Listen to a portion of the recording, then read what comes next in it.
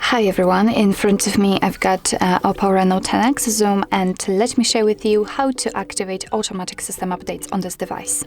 So first of all, we have to enter the settings, and because I do not have my developer options turned on, we have to begin with About Phone. So let's tap on it, let's enter the version which is in the right upper corner and localize the build number. Now we have to keep tapping on it until we will see that we are in the developer mode, but as you can see, if you've got a pattern pen or password set right now, you will have to enter it to confirm the whole step. So since we can see this information, we can go back to the general settings and now enter additional settings.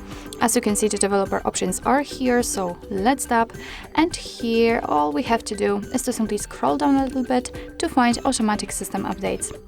If you would like to turn them on, simply tap on this switcher, and from this moment this option is active, so it means that your device will apply the updates when it will be restarted, so you do not need to do anything actually manually. Just remember about restarting your device. Of course, you can turn off this option whenever you want to, just by tapping on the switcher again. So actually this is it. This is how to enable automatic system updates in your OPPO Reno 10x zoom.